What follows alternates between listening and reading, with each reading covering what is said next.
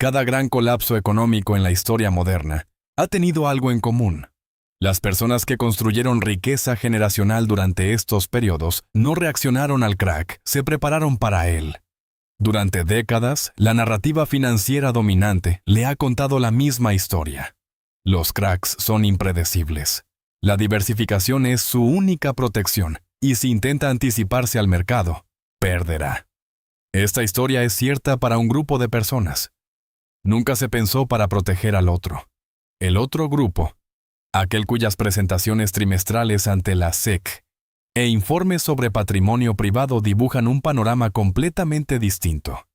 Lleva aplicando un manual de estrategias desde hace más de un siglo.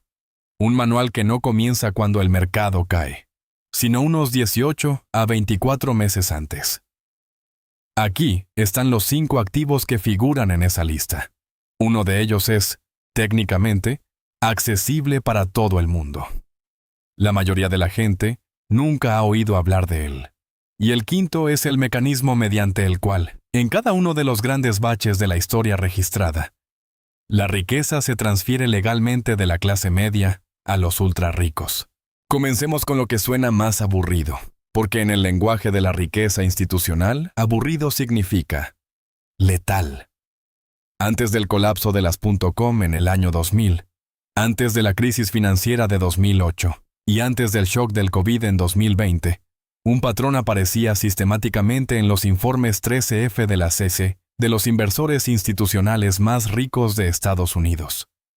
No compraban oro, no invertían en bienes raíces, no se diversificaban en materias primas.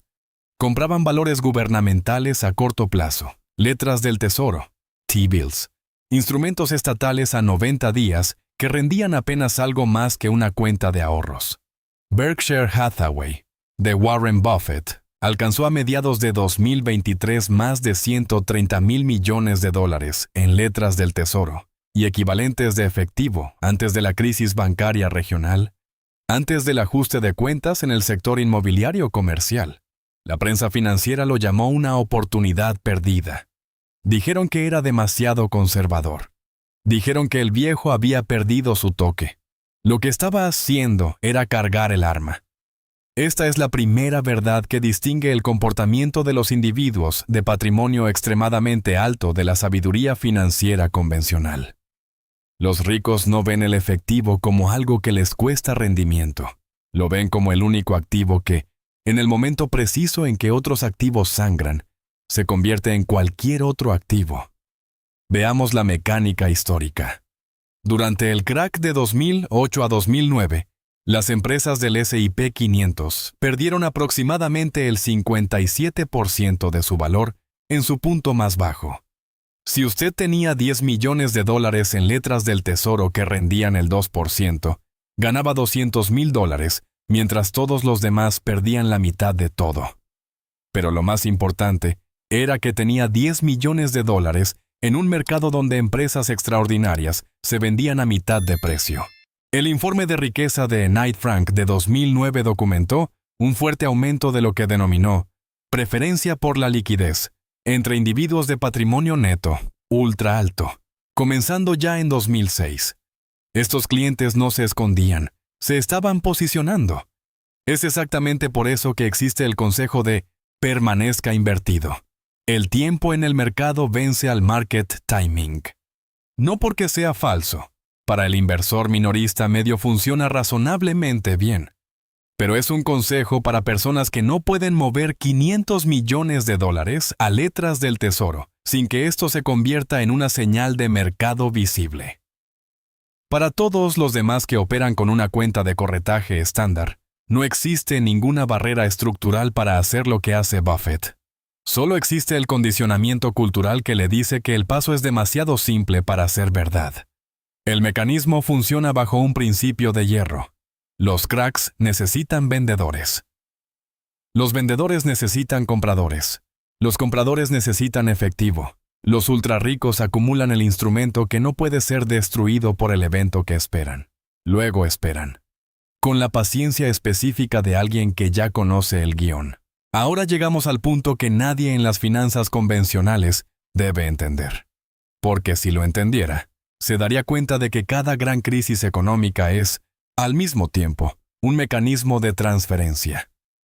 Y la transferencia fluye siempre en una sola dirección. El segundo activo es la deuda en dificultades, distressed debt. Cuando una empresa se encamina a la quiebra, sus bonos negociados públicamente se desploman. Un bono emitido a 100 centavos por dólar se negocia tal vez a 15, 20 o a veces menos. El mercado, presa del pánico y sin liquidez, valora estos instrumentos como una pérdida total. Nadie los quiere. Todos los inversores minoristas han huido. Los medios financieros escriben obituarios. Este es exactamente el momento en que llega el dinero sofisticado.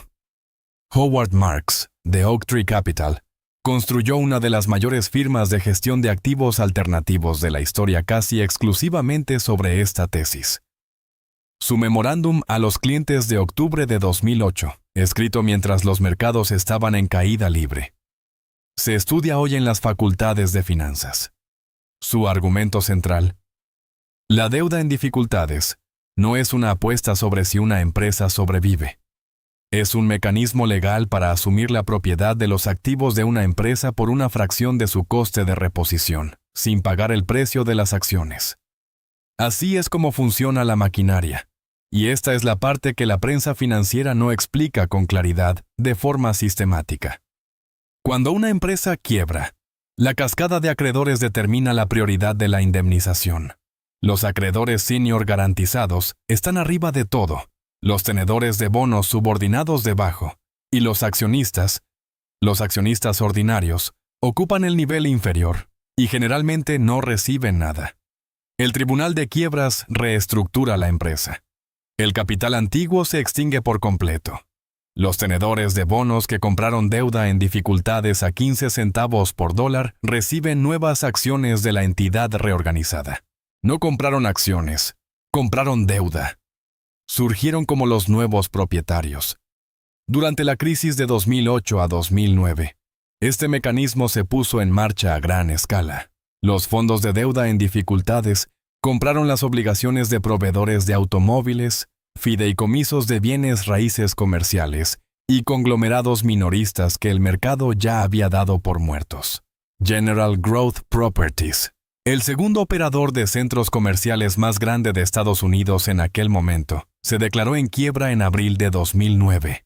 Su deuda se negociaba por céntimos. Brookfield Asset Management acumuló posiciones significativas en estos títulos en dificultades. Cuando GGP salió de la quiebra en noviembre de 2010, Brookfield poseía una participación de control en una empresa que gestionaba más de 200 centros comerciales valorados en miles de millones de dólares. El coste total de entrada: bonos en dificultades comprados a una fracción de su valor nominal. El informe sobre la riqueza mundial de Capgemini de 2010 documentó que los individuos de alto patrimonio neto que mantuvieron una asignación en estrategias de crédito alternativo durante la crisis de 2008 superaron a las carteras estándar en un promedio del 23% en los 3 años siguientes. No porque fueran intelectualmente superiores, sino porque tenían acceso a un instrumento del que los inversores minoristas están estructuralmente excluidos por regulación, umbrales mínimos de inversión y una opacidad deliberada. La realidad más oscura bajo este mecanismo es lo que debería preocupar a cualquier observador. La deuda en dificultades necesita una economía en apuros para generar su materia prima. Cada quiebra corporativa en una recesión significa, desde una perspectiva, que la gente pierde sus empleos, pensiones y ahorros acumulados. Desde la otra perspectiva, representa la transferencia de activos productivos, fábricas, redes logísticas, carteras inmobiliarias, de accionistas públicos dispersos a capital privado concentrado a precios por debajo del valor de mercado. La maquinaria legal de la quiebra moderna no fue diseñada con este resultado como objetivo explícito, pero los resultados no son neutrales. Y saber que este mecanismo existe es el primer paso para entender para qué intereses se ha optimizado silenciosamente la arquitectura financiera. El tercer activo es el más antiguo: más antiguo que los mercados de valores, más antiguo que los bonos, más antiguo que la banca central. Ha sobrevivido a cada colapso de esta lista y a cada colapso antes de la historia registrada, y actualmente se está acumulando a un ritmo para el que no existe precedente moderno. Tierras agrícolas productivas. El informe de riqueza de Knight Frank sigue el índice de tierras agrícolas desde hace más de una década. Entre 2000 y 2020, el valor de las tierras agrícolas de primera calidad en Estados Unidos aumentó más de un 500%. No se desplomó durante el colapso de las .com. No se dio durante la crisis financiera de 2008. Durante el shock del COVID de 2020, cuando los REIT perdieron el 40% y los bienes raíces comerciales entraron en una crisis de varios años, las tierras agrícolas subieron un 7%. La razón no es complicada. La tierra que produce alimentos tiene un suelo integrado en su valor que ninguna otra clase de activos posee. Ese suelo se llama necesidad calórica. Los seres humanos necesitan calorías para mantener sus funciones biológicas, independientemente de si un banco central ha valorado mal los riesgos o si una institución financiera apalancada se ha vuelto insolvente. En 2023, los informes de The Land Report, confirmados por documentos del USDA, revelaron que Bill Gates había acumulado aproximadamente 270,000 acres de tierras agrícolas estadounidenses en al menos 18 estados, lo que lo convierte en el mayor propietario privado de tierras agrícolas del país. Los medios convencionales presentaron esto como un pasatiempo excéntrico de multimillonario, o en círculos conspiranoicos como algo más oscuro. Sin embargo, la lógica financiera no es ni excéntrica ni conspiranoica. Es ancestral. En la economía agraria romana del siglo I a.C., la clase patricia acumulaba sistemáticamente tierras públicas durante los periodos de crisis de deuda. Cuando los pequeños agricultores ya no podían cumplir con sus obligaciones, los latifundios, enormes extensiones de tierra propiedad de la clase senatorial, se expandieron por la península italiana. El mismo patrón se observó en la Europa posterior a la peste negra, donde los supervivientes con liquidez compraron granjas abandonadas de las herencias de los fallecidos a fracciones de su valor anterior. En la Alemania posterior a la Primera Guerra Mundial, cuando el marco se hiperinfló hasta perder su valor, los especuladores extranjeros y los industriales nacionales compraron tierras agrícolas con moneda dura a familias de clase media que ya no podían pagar sus hipotecas en términos reales. Mecanismo idéntico. Siglos diferentes. La tierra que alimenta a las personas conserva su valor cuando el papel con el que se mide ese valor se desintegra. La distinción crucial que confirman los datos forenses de cada crisis reside entre las tierras agrícolas, que producen cultivos de exportación, y las tierras que sirven únicamente para el consumo interno. Durante el colapso monetario en Venezuela después de 2015, las tierras agrícolas vinculadas a la agricultura de exportación, café, cacao, frutas tropicales con compradores internacionales en dólares, mantuvieron su valor real. Los bienes raíces comerciales urbanos, denominados en bolívares, perdieron todo su valor. Un activo estaba vinculado a la demanda global, el otro a un sistema monetario que dejó de existir. El activo no es simplemente tierra. Es capacidad productiva vinculada a una demanda que va más allá de la jurisdicción de cualquier moneda que falle.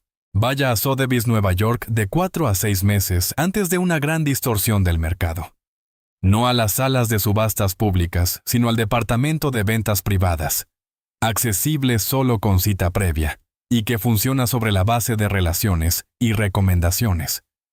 Los datos privados de Sotheby's y Christie's muestran un patrón que se mantiene desde hace casi 50 años.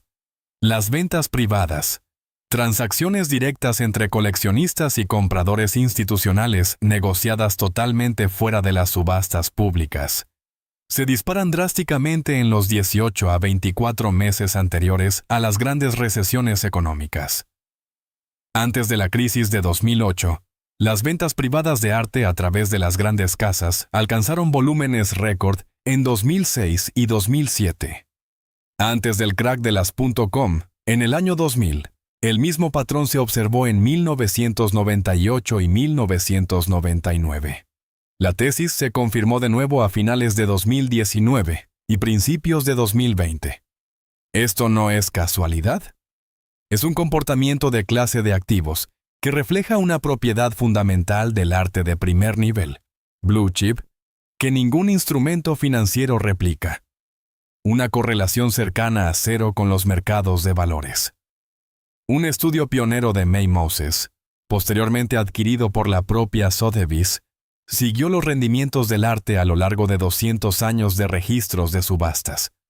El resultado fue inequívoco. Los rendimientos del arte mostraron una correlación negativa con los desplomes de los mercados financieros.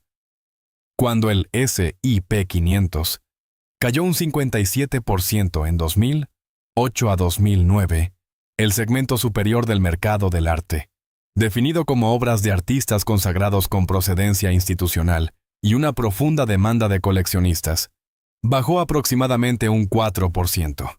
Un 4% frente al 57%. El mecanismo detrás de este rendimiento no tiene nada que ver con la estética, sino con la inflexibilidad de la oferta. Una pintura de Gerhard Richter no puede ser fabricada por un banco central. No existe un equivalente artístico a la flexibilización cuantitativa, quantitative easing. La oferta de obras principales de artistas históricamente consagrados es finita en el sentido más literal. El artista ha fallecido y ya no produce más.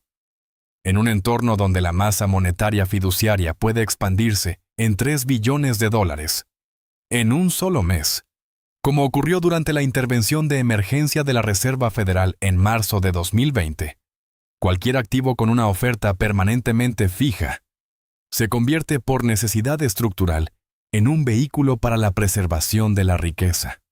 El dinero persigue la escasez cuando la escasez no puede imprimirse. El mecanismo de las ventas privadas añade una segunda capa que rara vez se analiza públicamente.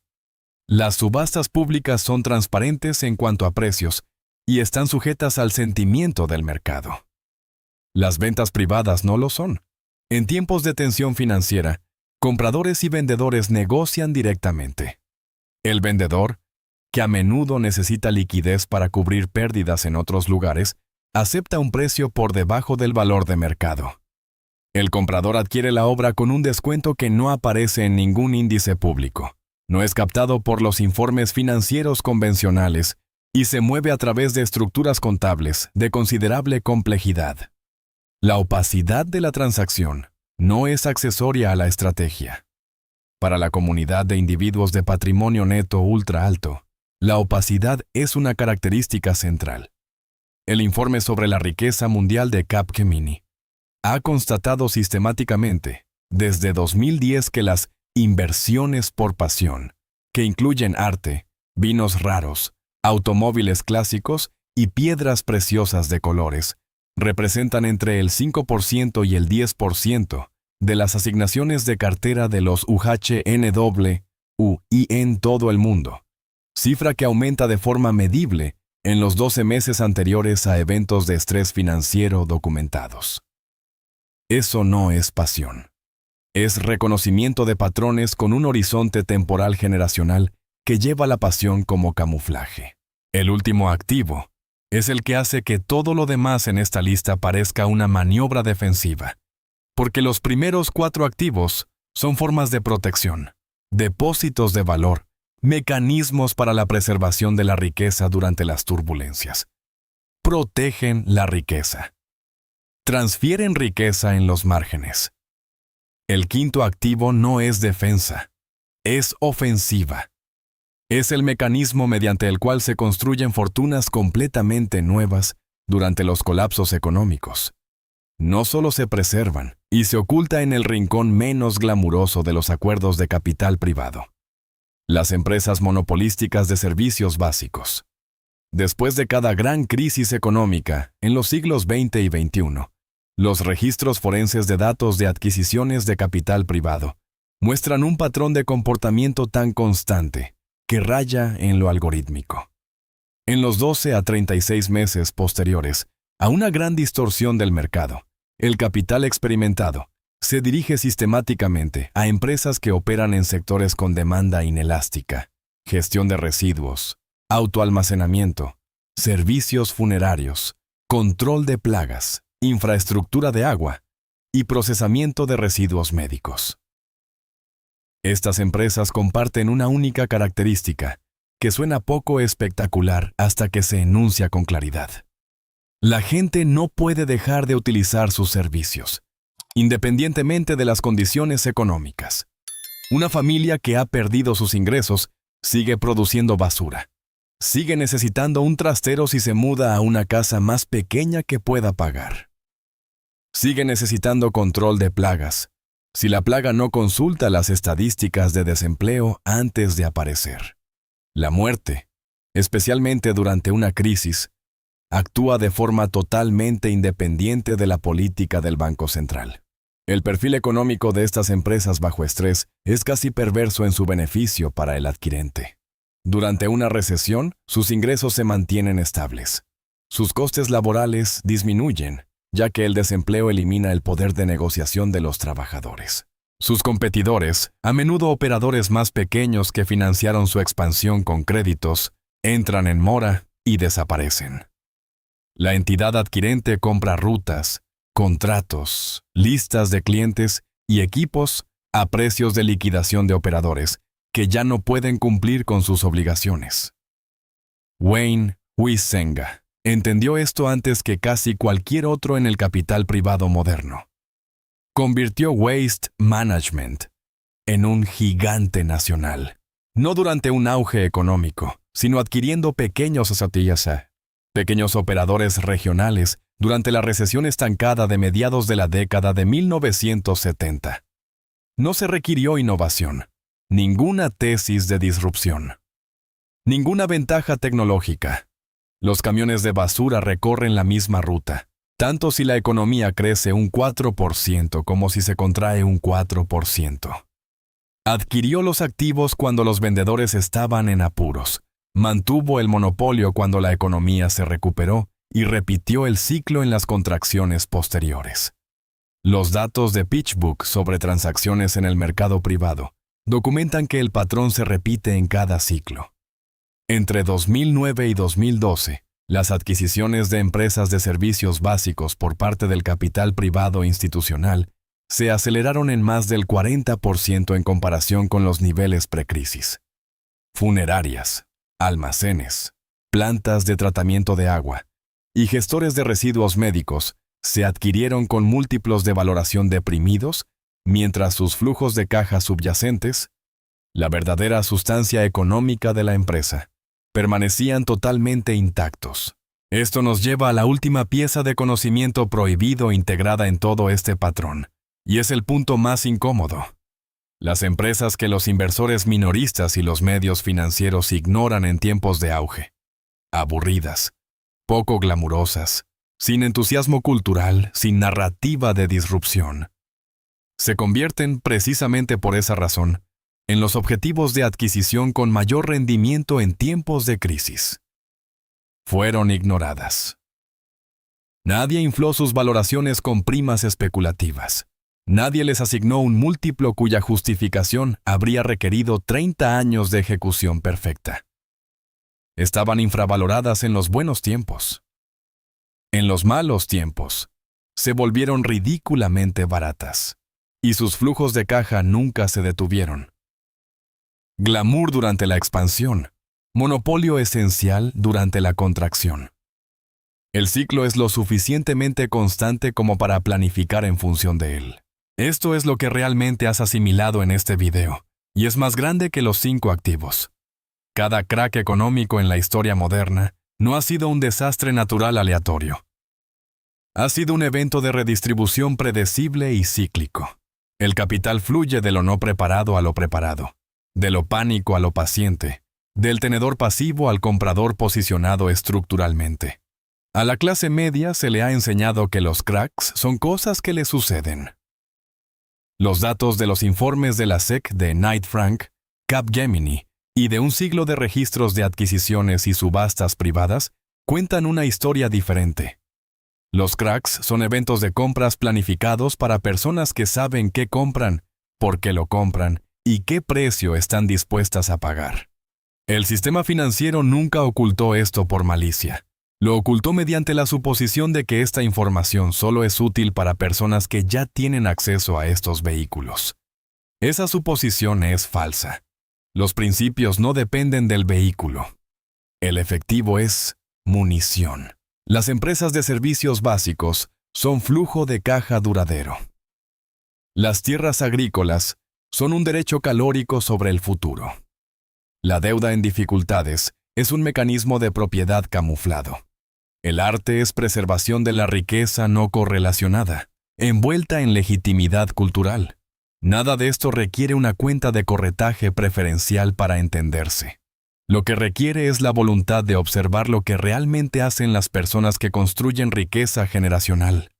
No lo que dicen en Davos, no lo que publican en artículos de opinión. Y enfrentarse a una pregunta incómoda. Si el próximo crack ya ha comenzado a proyectar su sombra hacia el presente, medible en las acumulaciones de letras del tesoro, los acuerdos privados de arte, las compras silenciosas de tierras agrícolas y las posiciones de deuda en dificultades, que están siendo construidas por personas cuya vida profesional entera se organiza en torno a este único evento recurrente. ¿Dónde quiere estar usted cuando llegue? Si este análisis ha cambiado su visión sobre la mecánica de los ciclos económicos y el manual oculto de los ultrarricos, suscríbase al canal y dele a me gusta al video. Estamos descubriendo la historia financiera que se ha intentado mantener oculta. Prepárese para el futuro y comience a posicionarse hoy mismo. La próxima caja fuerte de secretos de riqueza se abrirá pronto.